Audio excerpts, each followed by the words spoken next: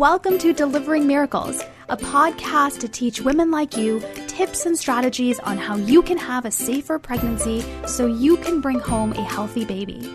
I'm your host and your high-risk pregnancy expert, Parijat Deshpande. I can't wait to chat with you.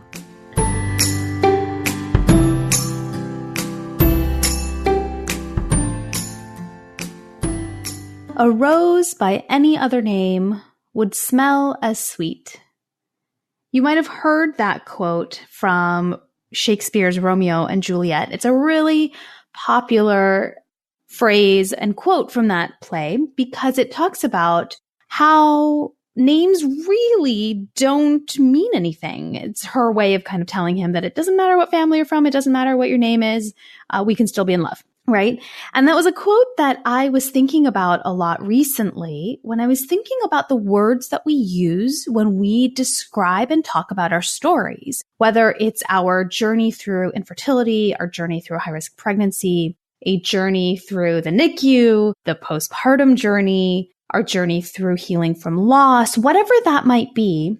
I've been thinking a lot about words and the words that we use because the reality is, while I love her intention that, hey, you can love anybody and your name doesn't matter and words don't matter, I do believe that in the case of your family building journey, words do matter. Labels matter. How you describe your situation, how you describe what you've been through, what you're going through, and the words that you use are actually really critical. And I'm not saying you got to be positive, they've got to be empowering, they've got to be really encouraging. I mean, yes, all of that is true. But today I want to talk to you about the other side of it, which are the words and the labels that really highlight your truth. Because what I find is, and I do this too, what I find is we tend to soften our words when we're talking to people outside of our little bubble. We tend to make it seem like what we've been through is less than, or it's easier to digest. And for me, I'll tell you honestly, part of the reason is because I'm afraid of making the other person uncomfortable, which is totally ridiculous when you think about it and when I say it like that. But that's my reality is I'm afraid of making other people uncomfortable because our journey is so challenging and there's so many pieces to it that have been so challenging for so long. And so I shy away from some of the words that really highlight what we've been through. And I'll be super honest with you, writing this book, which is coming out very, very soon on the mind-body science behind stress management and having a healthy high-risk pregnancy, that has really challenged how I've approached some of our journey and the words that I use. Because to heal, really heal from whatever it is that you're going through, you've got to be able to own the words. And not only that, but you've got to be able to share them in any circumstances and not worry about what it's going to do to the other person because they're your words for your journey. And a lesson that I've learned that I want to share with you today is that our loved ones look to us to guide them on how to support us during the challenging times of building our family. So when we use the words and labels that matter, it tells them what aspects of our journey are important to us. I wasn't always like this, shy about our words. I don't know if shy is even the right word. What is the right word? I don't know. Not shy in that I don't want to share, but more just like really worried about what the words mean. I wasn't always like that. And I'll tell you the very first time that happened was when my son was born. And if you know a little bit about our journey, you know that I got pregnant after IVF, which is in vitro fertilization. And then I had a very complicated pregnancy. I was on bed rest for months. And then I delivered him at 24 weeks and 5 days, which is almost as early as babies can come and survive and have a chance at survival. They don't all survive. And you'll see this in the book, which is coming out soon. I describe this more in detail there, and if you listen to the first episode of Delivering Miracles, you know a little bit about the last 15 days of my pregnancy. They were extremely challenging. I mean, they were so, it was like I was a ticking time bomb and I could hear the clock tick, tick, tick, And I had landed in the hospital at 22 weeks and 4 days, which is way too early for a baby to survive. And we were just trying to get over the 24-week hump, because that is when there was even a chance at survival for him. And every day felt like such a battle. It took everything out of me, emotionally, mentally, physically, just everything. I would give everything, every moment of every day. And so when he was born at 24 weeks and 5 days. We crossed 24 weeks on a Sunday, and he was born on a Friday. And when he was born, he was obviously rushed off to the NICU, where we spent many months. And at the beginning, I was already very untrusting of the NICU, because I had never met any of the nurses. I'd only met a few of the neonatologists, which are the doctors in the NICU. So I didn't know them. And I was kind of in my head like, you don't know what we've been through. You don't know us. Who are you? I mean, of course, I trusted them to take care of my son, but there wasn't that personal trust built yet. Now I'm friends with many of our staff, so it worked out great. But at the time, I didn't trust them. I didn't know who they were. They were unfamiliar to me. And suddenly my son's life was in their hands. And then I overheard them talking. I think they must have said it before, but I think by the time it registered in my brain, he was probably maybe 2 or 3 days old. And they called him a 24-weeker, which he is. He was born at 24 weeks and 5 days. Except it made my blood boil, among other things that were going on. But this really struck a nerve with me, because what that said is it minimized the intense fight that I had fought for those 5 days. He was not born on the Sunday. He was born on a Friday. Don't forget that. You have no idea what I had to do and what I had to go through and what I had to feel to get us to Friday. It drove me nuts. And that was the first time that I experienced how much these words matter. Because a baby born at 24 plus 0 has a completely different experience than 24 plus 5. A mom who delivers at 24 plus 0 has a different experience than 24 plus 5. Now, I understand if you also delivered at 24 plus 5 and I did too, we're still going to have different experiences. But what I'm trying to say is those 5 days to me mattered so much, and I didn't want that swept under the rug. Because that was a really important part of my experience. That we got those 5 days, that they were so excruciatingly hard. But he got those 5 days before he was born. That was really important to me. And so I started using that. I would never call him a 24-weeker in the hospital. And for years after, I would not say it. Oh, how early was your son born? He was born at 24 weeks and 5 days. I still say that. I've started slipping into the 24-weeker now a little bit when I have to speak in shorthand, especially to medical professionals, because they don't seem to want to know too much about the days and the hours, especially now that we're so many years out. Now it's not nearly as relevant medically. But still, I will still default to 24 plus 5 because those 5 days matter. Those 5 days were very real, important 5 days for us. And what that did, this is not just like a personal preference thing. There's a reason why I'm telling you the story and why we're talking about this today. Because what that did was it clued a lot of the nurses in on how to talk to me. I never had to sit them down and say, excuse me, please don't call him a 24-weeker. We got 5 extra days. He was born at 24 plus 5. I didn't have to actually have that conversation. But what it did do was it clued them in, especially the ones who are really sensitive to mom's emotional experience, the ones who'd been there a long time or the ones who are just really good at that. They realized that this was something that I was saying all the time. This was something that I was using that word all the time when the specialists would come in, the neurologist and the cardiologist, the pulmonologist, respiratory techs, all of that. When they'd come in and they'd ask about him, I would always say he was born at 24 weeks and 5 days. And it clued them in. And then they started using those words. I don't know if they used it amongst themselves during their case conferences and things. And that didn't really matter to me. What mattered to me is that they understood that there was a part of our fight that they forgot about when they called him a 24-weeker. Like they're lumping him in with all other 24-weekers when they know also medically that depending on where in that week you're born, it could really change the course of things. And so they started using that language with me.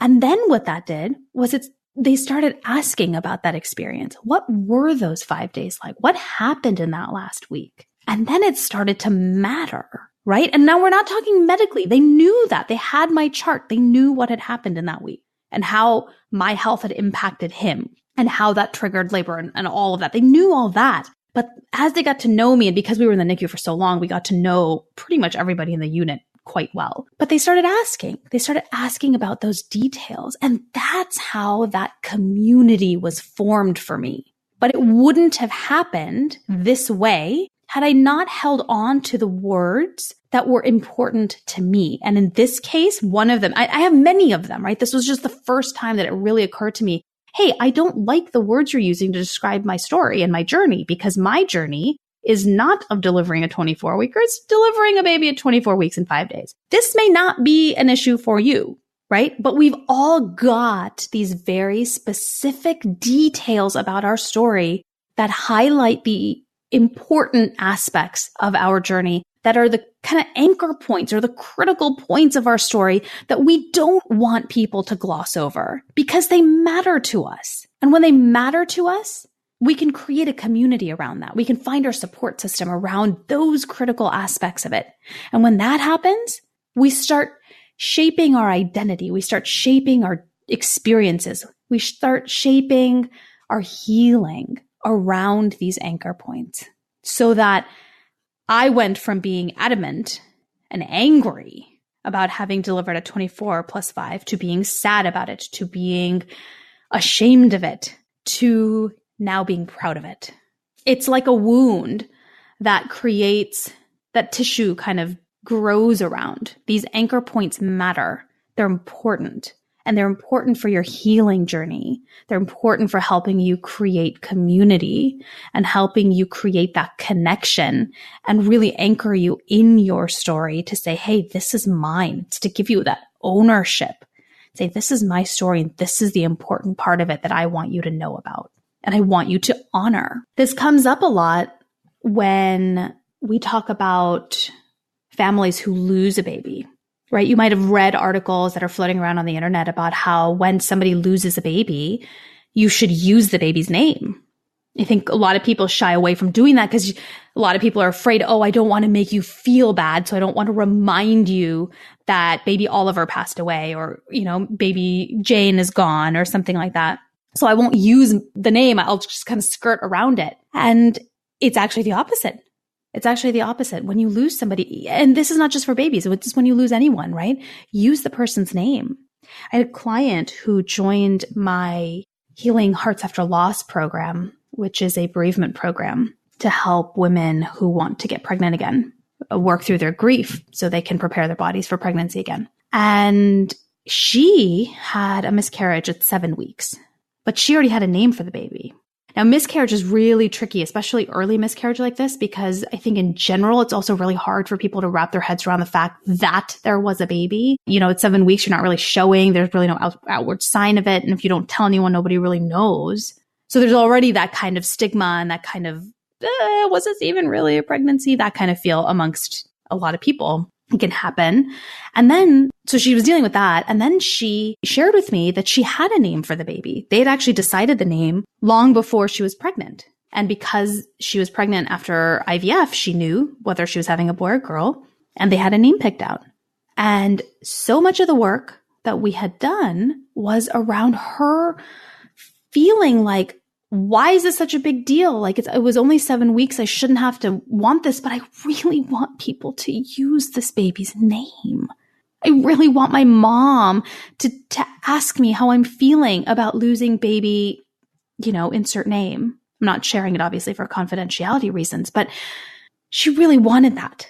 She really wanted that. And so a lot of the work that we had done was on helping her build that confidence for her to start using the name. And similar to my experience, and maybe you've experienced this too, where you want to use it and you want to, and you do have that confidence, but then in the moment you kind of shy away from it because You're afraid of making other people feel bad, or you're afraid of being like the person that stops conversation. God, I have been in that situation so many times, or people are sharing labor stories or pregnancy stories, and I usually don't participate in them because of how it usually goes. And then when people ask, oh, what cravings did you have? Or, oh, how's the third trimester for you? Well, didn't quite make it there. And then it goes silent and it's crickets and it's awkward. And you don't want to be that person. Or, whatever the reason might be, we have our reasons for why we know we want to use these words, but we don't. But the way to turn the conversation around, the way to build that community, and the way to start your healing process is to actually find those labels and those words that matter. And so she made a commitment to start using the baby's name, kind of letting go the awkwardness that might come from it, the worries about what it's going to make people feel when she does that. We prepared some kind of scripts for her of what to say in certain situations so she's not caught off guard. That's one of the hardest things, right? Is when you're caught off guard by somebody's comment and you don't know how to respond, and then you think of things later. So we came up with scripts for situations where she knew she wouldn't be able to think on the spot so that she'd have something to use. And she practiced and she used it. And what happened was really, really beautiful. Again, this is not just about you needing to use the words. It's about creating relationships, deep, meaningful relationships around the part of your story that's important to you. And what happened was when she started using the baby's name, it suddenly didn't become this like elephant in the room anymore. All of a sudden, her mom, who completely had the hardest time accepting that she was even pregnant, she even said to her, it's only 7 weeks. Not like it was a baby. I know. It happens. People say things like that. There's a lot of reasons. We could talk about that forever, about why people say things like that, but they do. And it's hurtful. And she went from that extreme to asking about the baby frequently when she'd hit milestones of, she would have been, second trimester by now. Oh, she would have been third trimester by now. This was her due date. She started using the name. I worked with this client for only a few weeks, but I would get updates from her frequently about this would have been the birthday. I bought this outfit for the baby, and she would use the name. And it was just amazing to see not just what that changed for my client in terms of her experience of the story. It made it so much easier to grieve when she didn't feel like she had to hide that grief. And there was so much love that was piled on top of that grief when she heard her baby's name over and over and over. It didn't make her feel bad. She loved it. She absolutely loved it. And that's what she wanted. That was her thing. That was one of her things that was so important for her that she didn't want people to gloss over. And by her using it, it changed relationships for her. Similarly, I had another client who got pregnant easily, had a baby, easy pregnancy. Everything was fine the first time around. And the second time around, she thought the same thing would happen, and it didn't. And they were trying and trying and trying for 6 months, 8 months, 9 months, almost a year, and nothing happened. And eventually, she did get pregnant. She had to turn to fertility treatment, and then she had a healthy pregnancy after that. But when she talks about her experience, for her, the term secondary infertility is really important. Yeah, I have 2 kids, but I suffered from secondary infertility. That's what she wanted to say. She wanted to be able to acknowledge that. She wanted people to acknowledge that. She didn't want people to see, oh, you had 2 kids and they're almost perfectly spaced apart and they're so cute and you've got the perfect family. And she does. She agreed with that. She was very grateful for her life, but there's this piece of it that she really wanted people to understand. And, not necessarily the world, right? These are not labels or words that you necessarily have to share with everybody.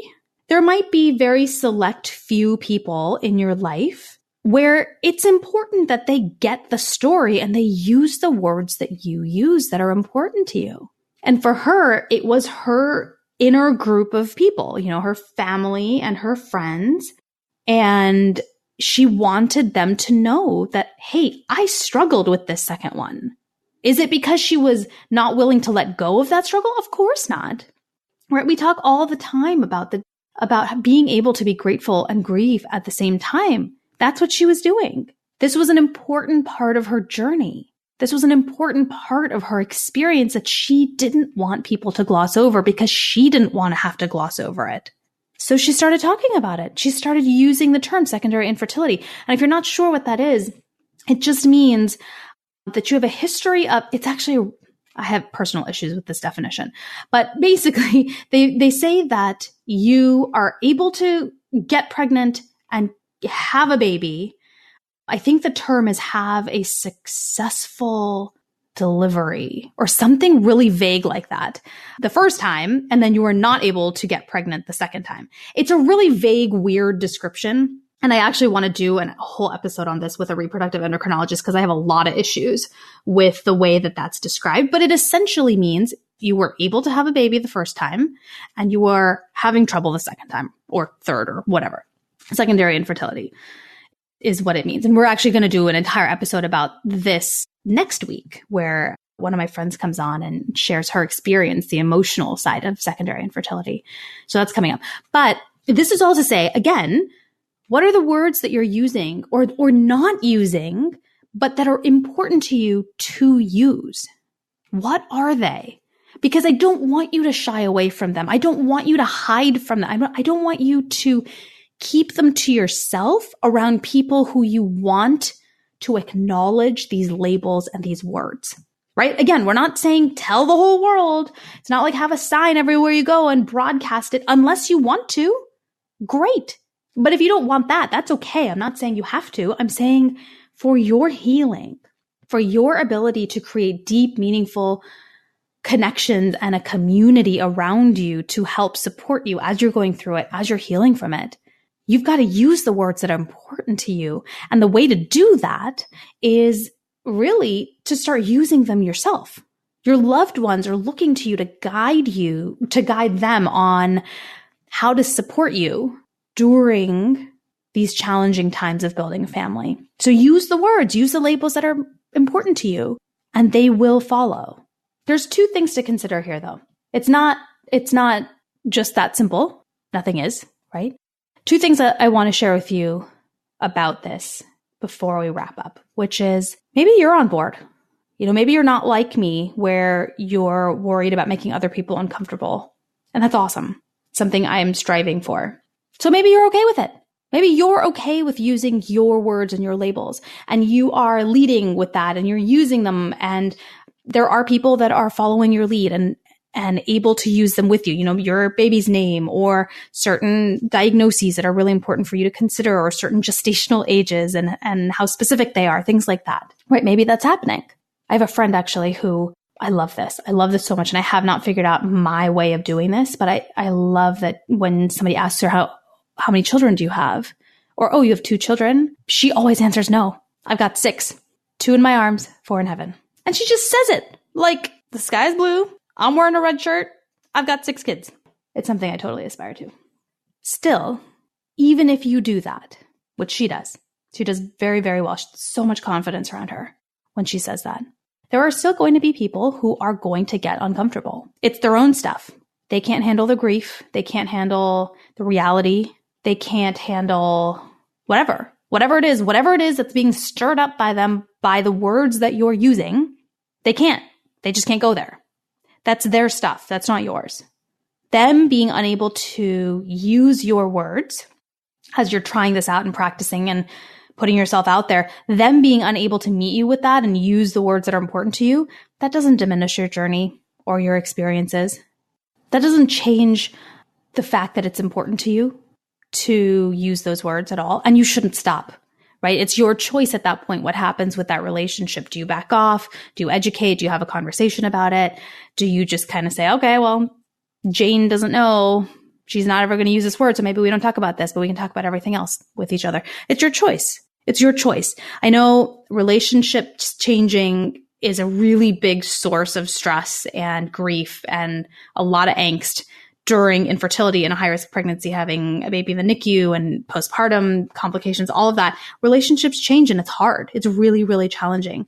I want to remind you that it's your choice what happens in that relationship when people are not able to meet you and use the words that are important to you. And it doesn't have to be an off and on, black or white, we're friends or we're not friends kind of situation. You can find something in between. that'll work for you, that allows you to have that relationship without it being something that could potentially hurt you when, they don't use the baby's name, or they keep calling your baby a 26 weeker when you want it to be 26 plus 1, or, whatever it is that is important to you that they're not able to say. Okay. That's one thing that I wanted to share with you. The other thing is, this is not a free for all to be able to say whatever you want about your journey and think that it's okay. Okay. Because if the words or labels you're using are self-disparaging, then that's not helpful to your healing journey. I mean, we did do an episode about being honest about how you feel, right? If you feel broken, you can say, I feel broken, but that doesn't mean you are broken. You see the difference here? What we're talking about here is the facts about your journey are important. I feel broken is a fact. I am broken is not. My son was born at 24 weeks and 5 days is a fact. I failed him is not. See what I mean? So if you have friends or loved ones who are pushing back on some of the things that you're saying, take a moment to step back and think, are they pushing back on the facts because they're uncomfortable, or are they pushing back because they want me to be kinder to myself and show myself some more compassion? Because there is that too. There is that piece there too, right? And all of these pieces are like, it's a puzzle. You put together one piece at a time as you're on your path to healing, and all of these pieces matter. They all matter, and they're not mutually exclusive. They all are equally important. The words you use matter. And I don't want you to hide from using them, because I know I'm tired of it, right? And the truth is, your loved ones are looking to you to guide them on how to support you during the challenges that you're facing right now, or as you're trying to heal. So use the words and labels that matter to you, and your loved ones will follow. As we wrap this up, I found this quote that felt so appropriate for what we're talking about today. I don't know who said it, but the quote goes, "Sometimes sharing our lives' story is perhaps the best way to let others know about our faith, belief, and convictions." And I think that's exactly what we're getting at here today, right? The words you use, the labels that you use, the box that you put yourself in, or the phrases that matter, really let your loved ones know what's important about your journey. What do you feel is the defining moment in your life, or your baby's life, or your married life with your partner? You decide that. You decide that.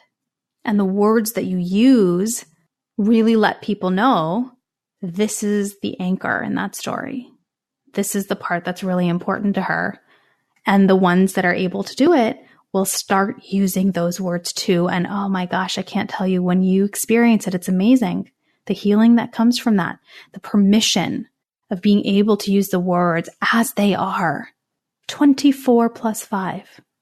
I have 6 kids, 2 in my arms, 4 in heaven.